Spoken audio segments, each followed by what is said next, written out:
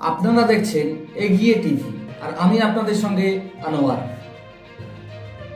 আজ থেকে শুরু হলো আমাদের ইলেকশন ক্যাম্পেনিং আমরা চেষ্টা করব প্রত্যেকটা প্রার্থীর প্রচারে যাওয়া এবং প্রার্থীর সঙ্গে কথা বলা এবং প্রার্থীর এলাকায় মানুষের সঙ্গে কথা বলা। আজকে আমরা গেছিলাম আইএসএফ এবং বাম সমর্থিত যে প্রার্থী আজিজ আল হাসান তার ইলেকশন ক্যাম্পেনিংয়ে। এই আজিজ আল হাসানের সমর্থনে একটা র্যালি করেন আইএসএফ সুপ্রিমো নওশাদ সিদ্দিকী সাহেব।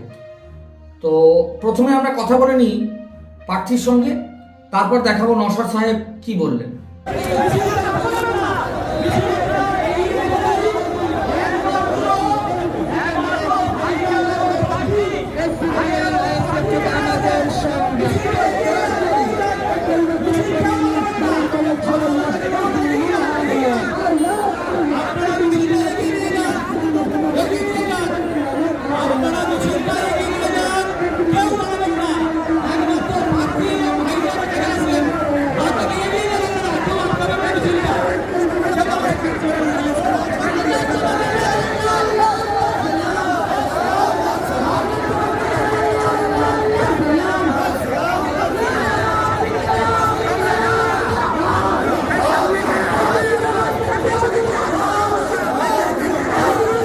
আজকে আপনাদের এই যে জনসভা বা এই যে জনসংযোগ সভা, এটা কিসের উদ্দেশ্যে করছেন? নির্বাচনী জনসভা, এই তো উদ্দেশ্য। নির্বাচনী জনসভা। তো তৃণমূল যেখানে এত কিছু উন্নয়ন বা ওরা বলছে যে তৃণমূল মানেই মুসলমানের রক্ষাকর্তা, কিন্তু আদতে আপনি কি সেটা দেখতে পাচ্ছেন যে তৃণমূল মুসলমানের রক্ষাকর্তা বা মুসলমানের রক্ষা করছেন? তৃণমূল মুসলমানের ধ্বংসকর্তা, রক্ষাকর্তা না, ধ্বংসকর্তা। ওইটা যদি একটু বুঝিয়ে আমাকে বলেন। সমস্ত দিক থেকে আপনি ওয়াকাফ বলুন, এসআইআর বলুন, ওবিসি বলুন, CAA বলুন, NRC বলুন, সমস্ত দিক থেকে, চাকরি, শিক্ষা, স্বাস্থ্য, সমস্ত দিক থেকে বাংলার মুসলমানরা এই 15 বছরে পিছিয়ে গেছে।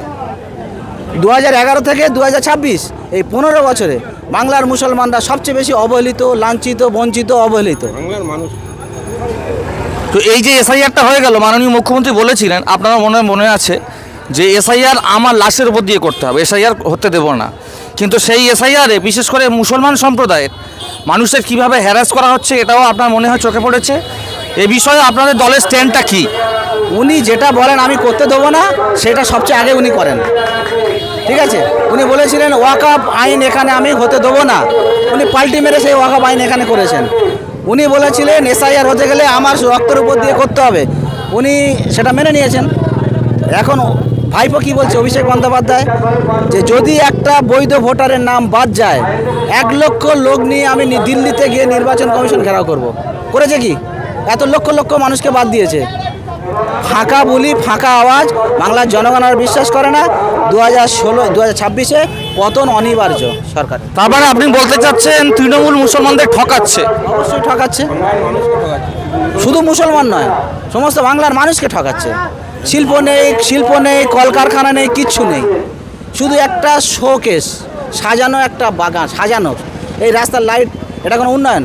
এই যে 26,000 যে শিক্ষার্থী, যে চাকরিজীবী, তাদের চাকরি বাতিল হয়ে গেল।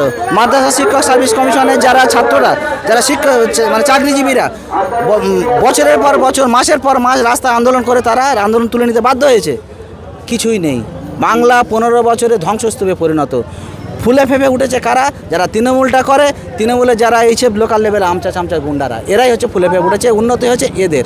বাকি সাধারণ সর্বস্তরের মানুষ তাদের পুরো শ্মশান হয়ে গেছে, তাদের চাকরি নেই, শিক্ষা নেই, শিল্প নেই, কিছুই নেই। আজকের পরিযায়ী শ্রমিক সবচেয়ে বেশি বাংলা থেকে, সবচেয়ে বেশি অন্যান্য স্টেটে যায় বাংলা থেকে, তারা লাশ হয়ে ফিরে আসছে।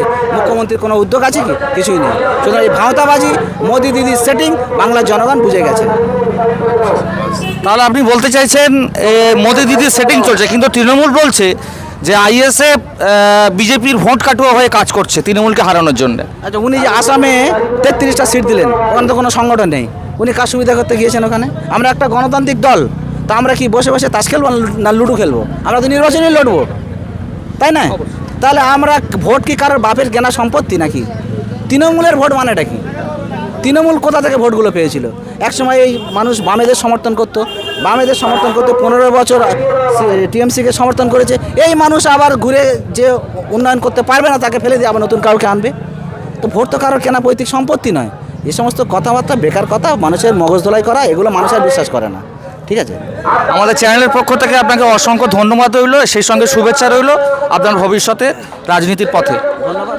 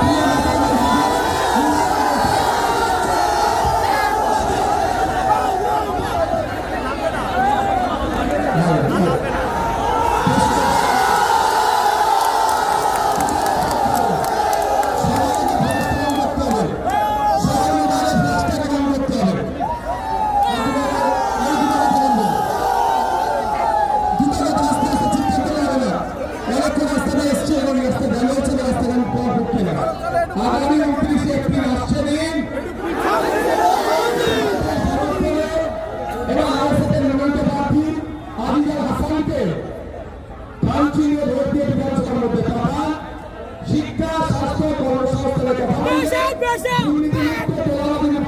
ব্যবস্থার জন্য আহ্বান করবে। স্কুলের পিছন দেয় তার বিরুদ্ধে আমাদের লড়াই। যে শিক্ষা প্রতিষ্ঠানে শিক্ষক দিতে হবে, সরকারি হসপিটালে ডক্টর দিতে হবে, ঔষধ দিতে হবে এবং যত ধরনের অন্যায় অনাচার হচ্ছে সেগুলো বন্ধ করতে হবে। বন্ধ করতে হবে, তার বিরুদ্ধে আমাদের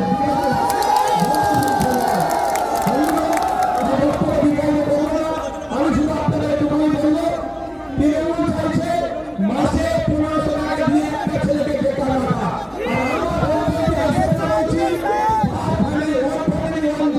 প্রত্যেকটা পরিবার থেকে একজনকে স্থানান্তরের ব্যবস্থা করে দেওয়া।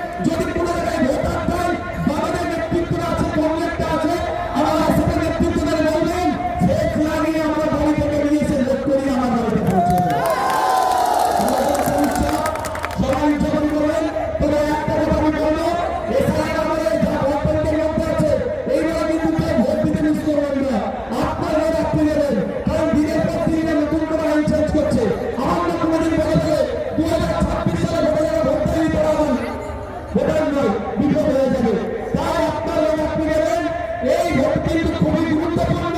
আপনার ভোট আপনি নেবেন, নাহলে এসআইআর কখন কি বদলানো হচ্ছে, কখন কি সামলানো হচ্ছে বোঝা মুশকিল হয়ে যাবে, তখন কিন্তু বিপদ হয়ে যাবে। তাই বন্ধুরা, আপনাদের জন্য 29 এপ্রিল আপনার ভোট আপনি নেবেন, আপনার ভোট খামচি নেবেন।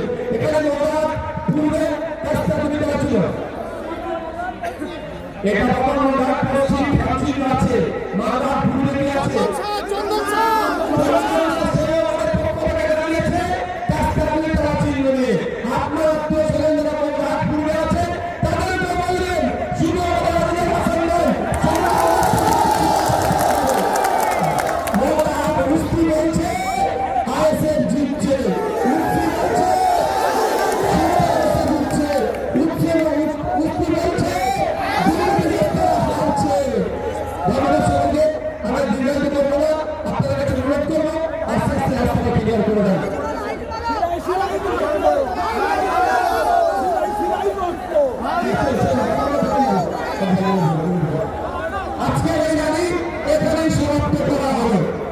যে খবর মেইন স্ট্রিম মিডিয়া দেখায় না সেই খবর দেখাই আমরা।